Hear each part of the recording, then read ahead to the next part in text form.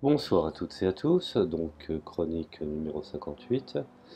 Et dans cette chronique, comme vous pouvez le constater, je vais essayer de vous expliquer rapidement le conflit philosophique et d'ordre d'idées entre Marx et Proudhon. Tous les deux sont des théoriciens entre guillemets du socialisme, mais ont des points de désaccord qui me semblent assez importants. Il n'est pas, je dirais, il n'est pas évident de voir quelles sont les oppositions, bien que sur les grandes lignes, des aspects, je dirais, les fondamentaux, tels que par exemple la conception de la propriété, sont vraiment aux antipodes entre ces deux personnages. Tout d'abord, Proudhon a inspiré énormément d'anarchistes, mais également des fascistes. Il y a même eu une alliance au début du siècle entre les royalistes et les proudhoniens. Donc, par contre, du côté de chez Marx, il n'y a pas eu absolument pas d'alliance, à ma connaissance, pas d'alliance qui ait pu, aucun fasciste ne s'est prétendu marxiste. Donc je commence, je rentre dans le vif du sujet. Alors, on sait que l'un des premiers écrits de grande importance de Karl Marx, dont tout le monde, je ne vais pas dire qui est Karl Marx, hein, qui est né en 1818, consiste en les manuscrits économico-philosophiques de 1844, qui seront publiés malheureusement bien après sa mort. Donc il sera difficile pour lui de pouvoir en doter une interprétation, du moins de son vivant. Alors on peut, je dirais, donc comprendre tout de suite l'importance de la lutte de Karl Marx contre Pierre-Joseph Proudhon en voyant qu'il a écrit une œuvre directement en français en 1847 pour attaquer, je dirais, celui-ci. Le titre même, Misère de la philosophie, est une réponse à celui d'une œuvre de Pierre-Joseph Proudhon, Philosophie de la misère, encore titrée Contradiction économique et publiée en 1846. Karl Marx critique Pierre-Joseph Proudhon, ici exclusivement sur le plan économique. Il lui reproche de ne pas avoir du tout compris quelles étaient les lois du capitalisme et même en fait la nature de celui-ci. La critique de Marx est en pratique, je dirais, effectuée dans le même esprit que celle de Lénine dans son classique pour caractériser le romantisme économique. Alors, Pierre-Joseph Proudhon a une conception du socialisme qui en fait une sorte d'idéalisation de la société médiévale avec ses petits producteurs échangeant des biens. Le problème fondamental, c'est qu'il regrette cette société idéalisée, qu'il considère même, je dirais, qu'elle est possible d'être réintroduite aujourd'hui. Alors, je cite Karl Marx qui constate dans La misère de la philosophie, donc je cite, deux points, ouvrez les guillemets, cette juste proportion entre l'offre et la demande qui recommence à faire l'objet de tant de vœux a depuis longtemps cessé d'exister. Elle a passé à l'état de vieillerie, elle n'a été possible qu'aux époques où les moyens de production étaient bornés, où l'échange s'agitait dans les limites extrêmement restreintes. Avec la naissance de la grande industrie, cette juste proportion dut cesser et la production est fatalement contrainte à passer dans une succession perpétuelle par les vicissitudes de prospérité, de dépression, de crise, de stagnation, de nouvelles prospérités et ainsi de suite. Alors, ceux comme Sismondi par exemple, critiqués notamment par Lénine pour caractériser le romantisme économique, qui veulent à mon sens revenir à la juste proportionnalité de la production tout en conservant les bases actuelles de la société, sont, dans ce cas d'espèce, des réactionnaires.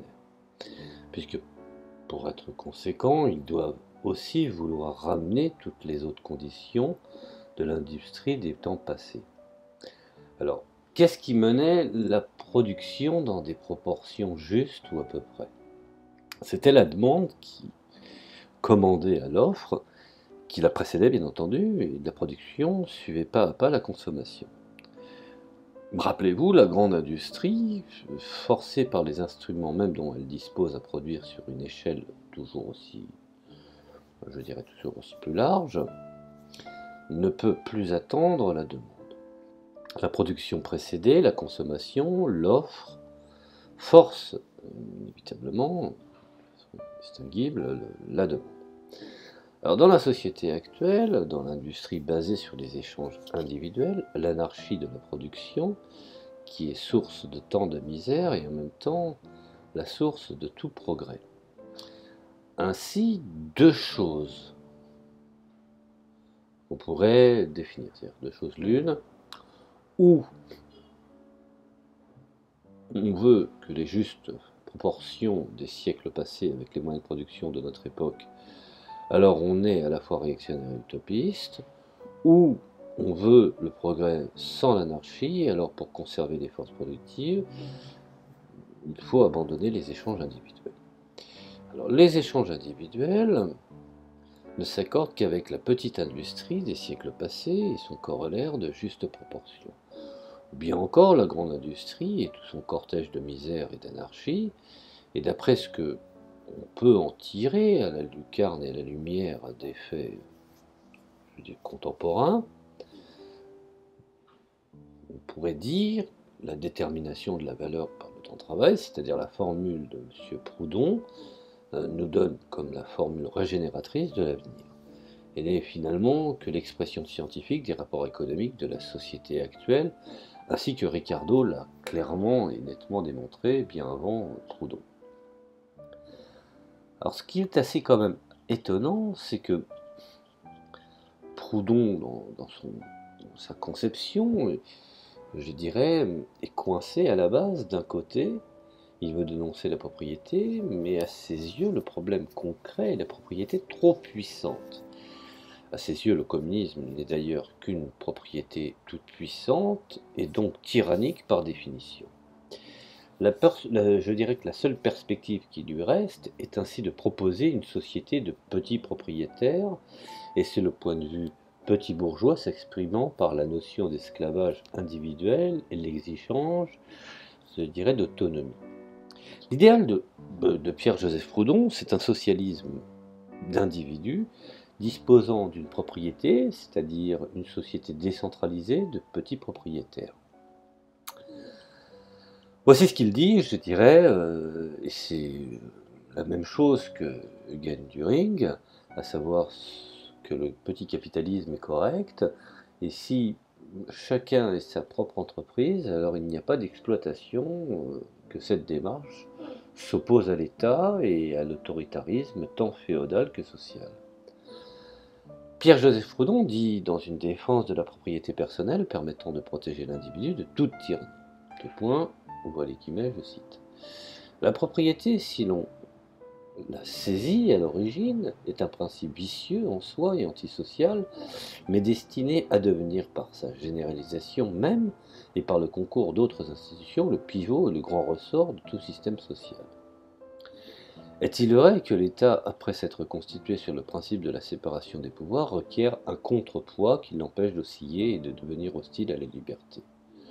Et que, ma foi, ce contrepoids ne peut se rencontrer ni dans l'exploitation en commun du soi, ni dans la possession de la propriété conditionnelle, restreinte, dépendante et féodale, puisque ce serait placer le contrepoids dans la puissance même, si je dirais qu'il s'agisse de contrebalancer ce qui est absurde, tandis que nous nous trouvons dans la propriété absolue, c'est-à-dire indépendante, égale en autorité et souveraineté à l'État.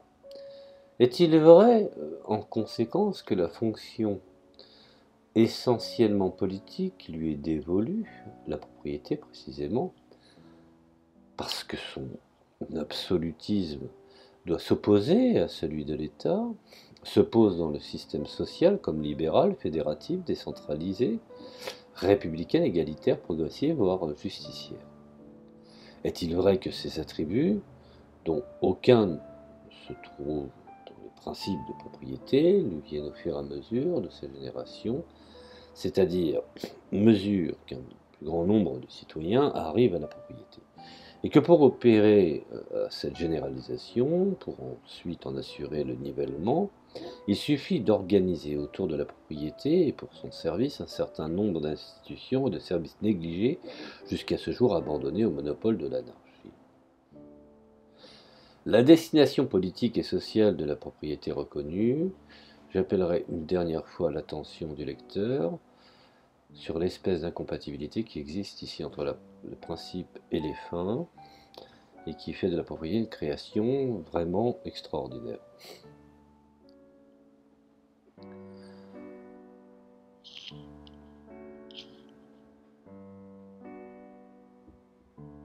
Alors est-il vrai, demanderai-je encore, que cette propriété, maintenant sans reproche, est pourtant la même quant à sa nature, à ses origines, à sa définition psychologique, à sa virtualité passionnelle, que celle dont la critique exacte est impartiale, a si vivement surpris l'opinion qui n'a rien été modifié, ajouté ou tranché, adouci dans la notion première, que si la propriété s'est humanisée, et si de scélérate elle est devenue sainte, ce n'est pas que nous ayons changé l'essence, que nous avons au contraire religieusement respecté, c'est tout simplement que nous avons agrandi la sphère et généralisé l'essor.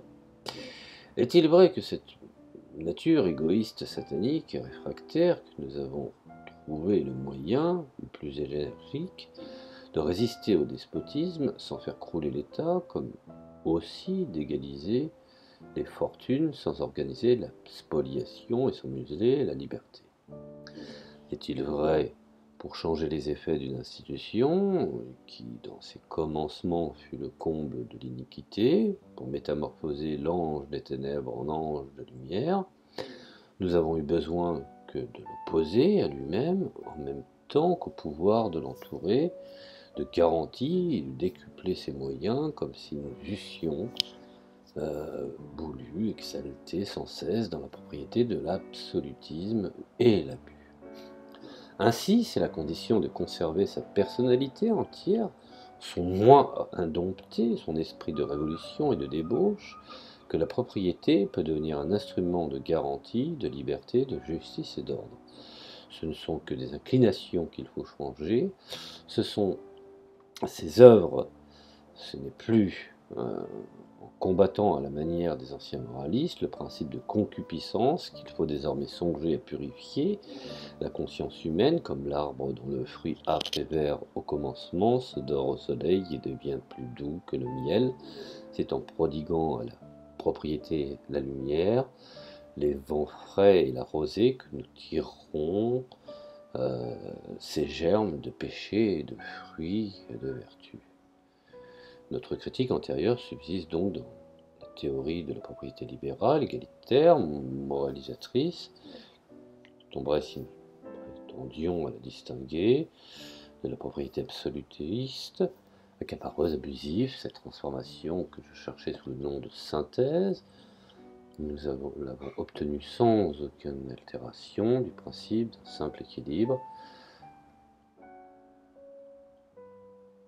Point, fermez les guillemets.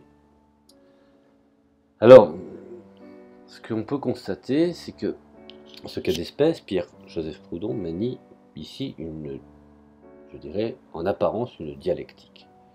Je dis bien en apparence. Pour les marxistes purs et durs, cela est qualifié comme une fausse dialectique. Au lieu de voir l'aspect historiquement progressiste de la bourgeoisie, mais également sa dimension exploiteuse, il ne voit que la propriété. Il tente de combiner méticuleux bricolage les deux aspects, sa conception de la dialectique, et non pas de chercher la contradiction et la négation, mais de trouver un équilibre. La petite propriété est ainsi la solution, le chemin du milieu entre trop grande propriété et l'absence de propriété, qui reviendrait selon lui à une immense propriété tyrannique. On retrouve ici l'anticommunisme forcené de Joseph Proudhon, replié sur une conception d'un capitalisme, je dirais, réduit, et ce sera après Pierre-Joseph Proudhon un standard du fascisme prétendant lutter contre la réaction et le front rouge, contre les grands capitalistes et les communistes. Voilà, je voulais faire une petite analyse rapide sur le conflit. Alors, il y aura tant à dire parce que euh, les réponses sont éparses. Après, elles rentrent dans des domaines, je dirais, d'explications mécaniques qui sont un peu plus complexes. Mais je voulais expliquer justement d'une façon globale la différence qu'il pouvait y avoir, quels étaient les points d'opposition entre Karl Marx et Joseph Proudhon. Voilà, je vous remercie de m'avoir écouté. Je vous renvoie ici, vous voulez, je vous ai mis effectivement plusieurs ouvrages en présentation, donc je vous conseille de les lire pour ceux que ça intéresse, bien entendu. Donc, je vous dis à la prochaine chronique et je vous remercie de m'avoir écouté.